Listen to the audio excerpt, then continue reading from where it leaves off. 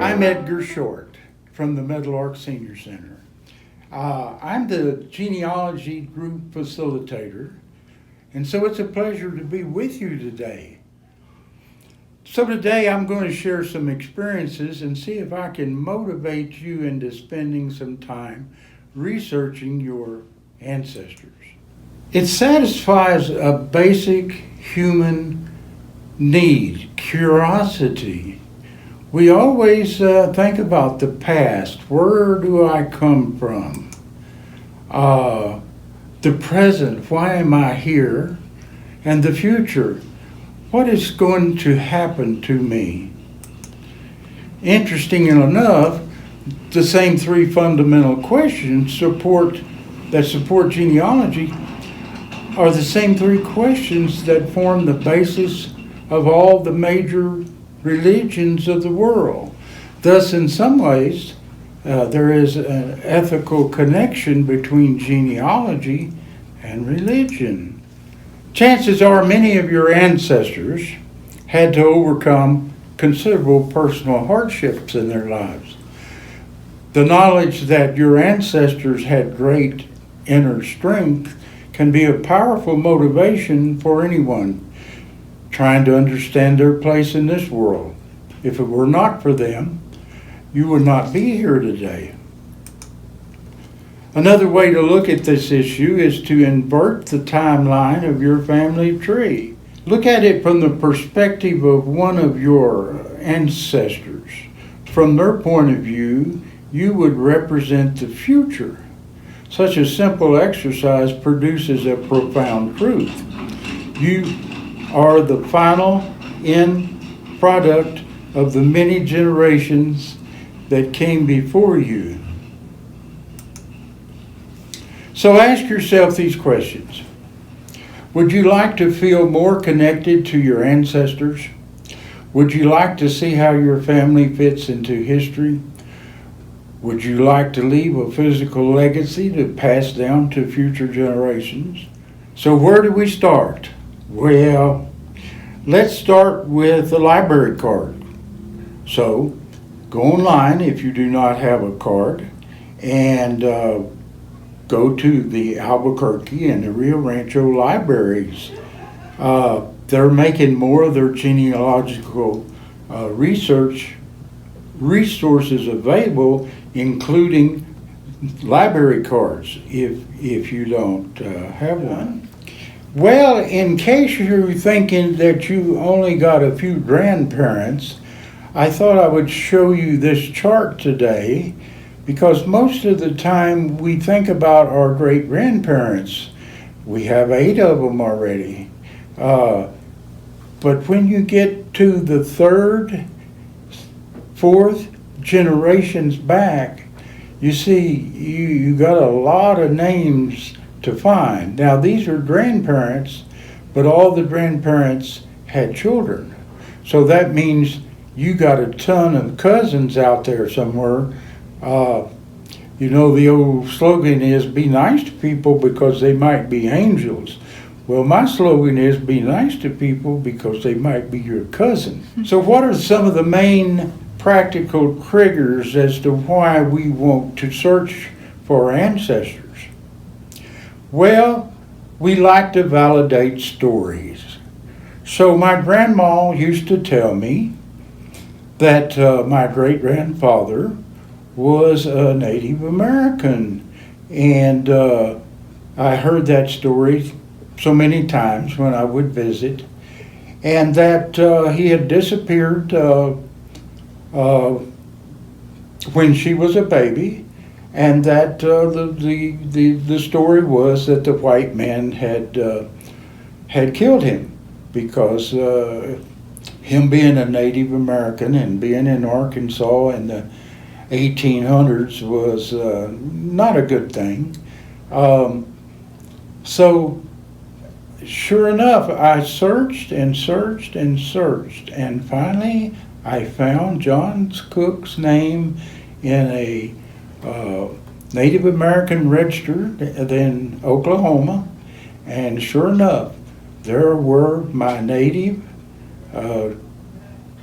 second great-grandfather father and mother, and, would you believe, a couple of cousins.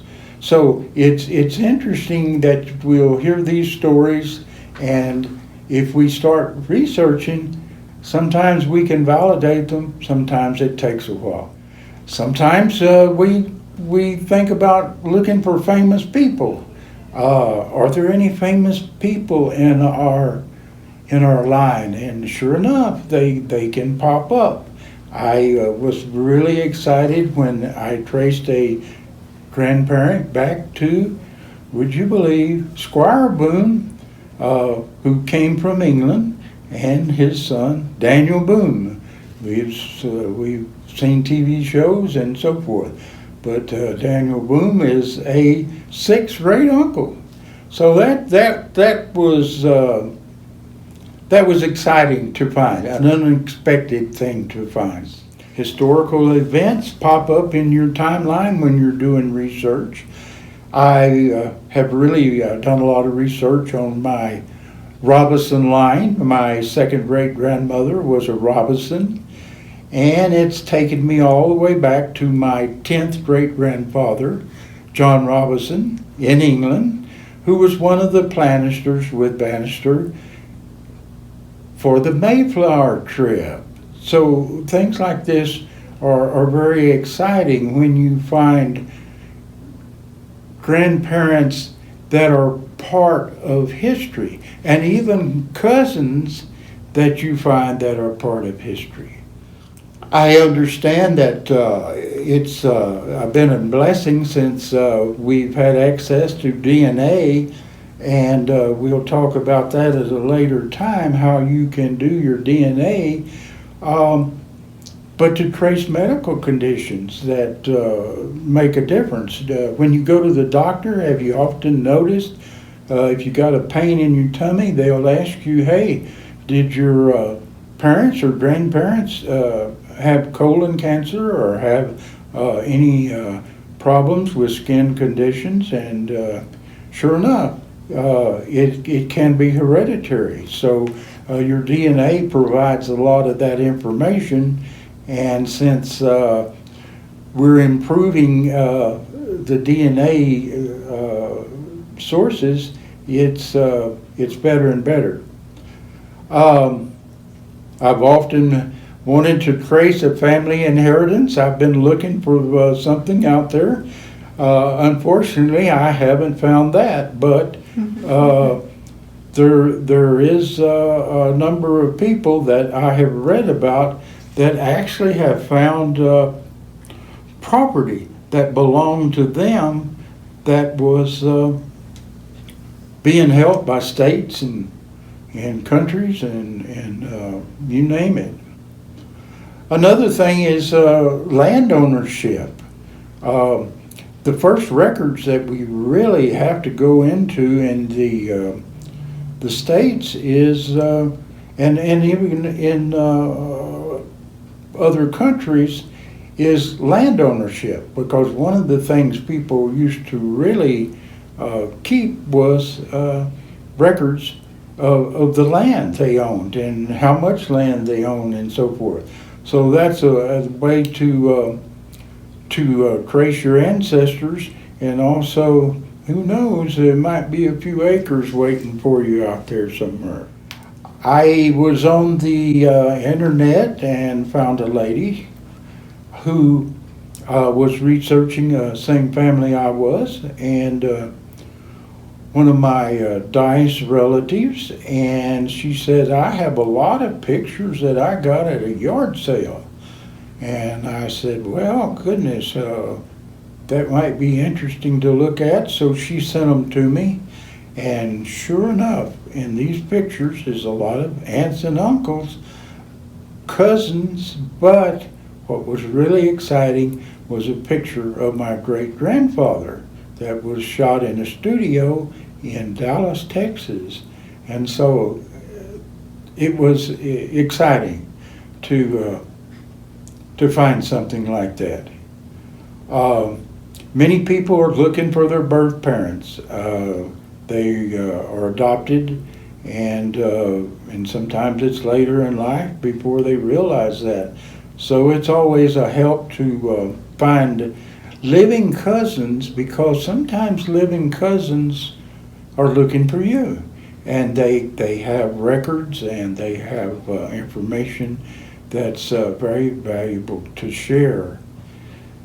I have a cousin that I knew as a youngster, and we lost touch with each other as we grew older and moved in different directions.